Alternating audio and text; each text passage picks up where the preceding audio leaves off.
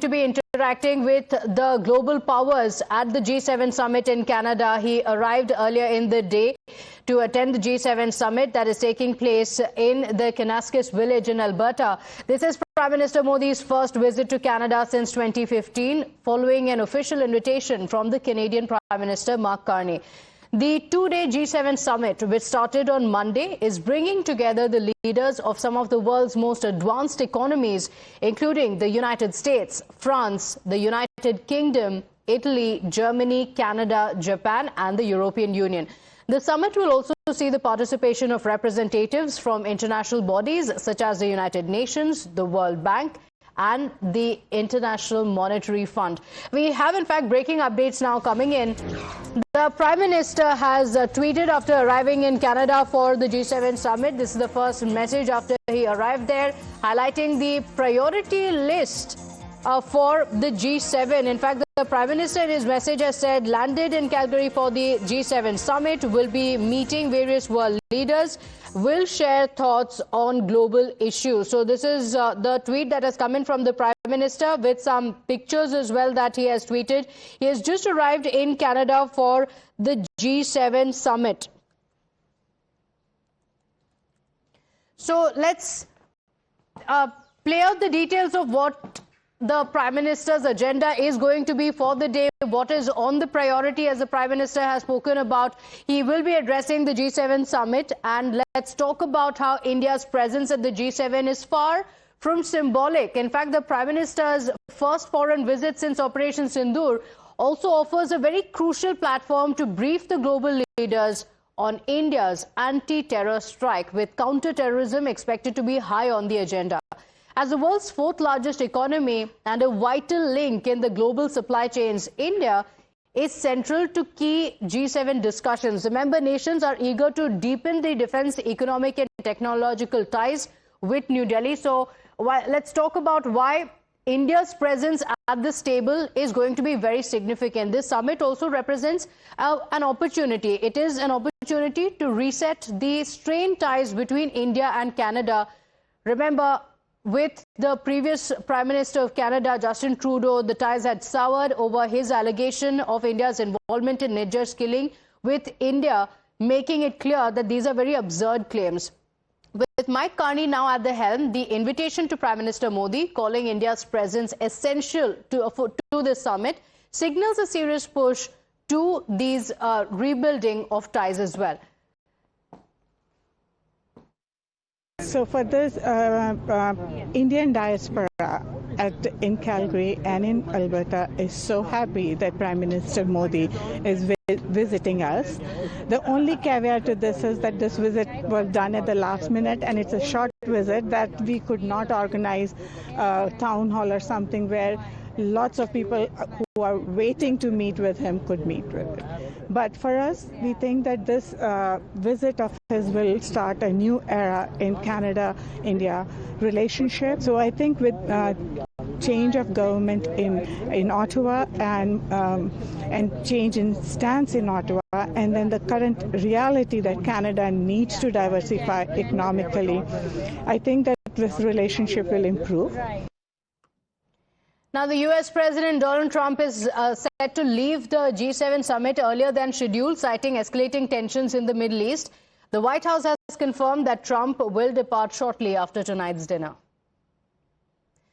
Senior consulting editor Srinjoy Chaudhary joins us on the broadcast with the details. Srinjoy, Trump is going to be leaving the G7 summit. It is going to be, the schedule has been cut short, is what we're told. He has also spoken about how the Middle Eastern tensions are the reason why he is leaving, because of the escalating tensions between Iran and Israel. What does it mean for the G7 summit? This was also to be the first face-to-face meeting between Prime Minister Modi and President Trump after Operation Sindoor.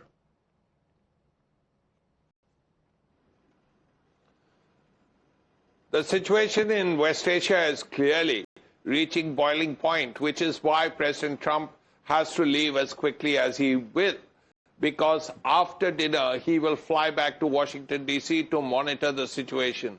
That's at least very, very important, because things are going out of hand in West Asia, because we are aware of the exchange of missiles and the damage that has been caused, the casualties that are piling up. So it's a very difficult situation. It's not just a problem for Iran and Israel, it's a problem for West Asia, it's a problem for the world.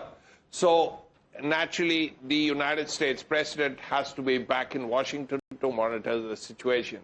That apart, it must be said that currently there is a lot to be done as far as Prime Minister Narendra Modi is concerned. He heads the fourth largest economy in the world, the largest country in terms of population. And let's not forget that one country, which is the second largest economy in the world's largest manufacturing country, which is China, is not here. Now, China will be the elephant in the room. And when it comes to Asia, when it comes to South countries, it is India who will speak for all the South countries. Okay, all right. So, the visit of the Prime Minister to Canada also comes at a time when India is looking at recalibrating the strained relationship. It's an opportunity to engage with the global powers, yes, but also what would it mean, Srinjoy, for the India-Canada relations? That's very important because the India-Canada relations, the bilateral relations have hit a new low. And the primary cause of that was the accusation by Justin Trudeau, who was then the Prime Minister of Canada. He said that India was responsible for the death of Niger. Now, India, of course, dismissed it as absurd. Now, after that, there have been a lot of negativity. But fortunately for India, that Trudeau is no longer Prime Minister of Canada, and Mark Carney is seen as a very sensible man. He's an economist. He was governor of the Bank of England. He is the one who picked up the phone and called Prime Minister Modi. So as a result, you expect some improvement in ties. Now, there are very good reasons for this to happen. One is sheer people-to-people relationship. Okay. There are thousands and thousands of Indians who are studying in Canada. Okay, just a moment, Srinjoy. Let's take our viewers through what we can expect to dominate the agenda at the year's G7 summit. The escalating conflict, of course, between Iran and Israel is going to be on the top of the agenda. It's going to take center stage after Israel's Operation Rising Lion targeted Iran's nuclear sites, and Tehran responded with retaliatory strikes as well. So no doubt the Israel-Iran conflict is going to be dominating the talks, and as of now it has not shown any signs of de-escalating. So that's going to be top of the agenda. So much so that, remember, President Trump has also cut short his visit to the G7 summit, and he will be leaving in just a few hours from now. The EU has also warned of a wider regional war, with leaders like Keir Starmer and Emmanuel Macron calling for diplomacy, while the Japanese Prime Minister has labelled Israel's actions unacceptable. Donald Trump, on the other hand, has backed the strikes. Trump's controversial tariff, paused for now, will also be discussed. So tariff is also going to be on the agenda after the discussions around Israel and Iran and what happens next and whether this could escalate to a wider regional conflict.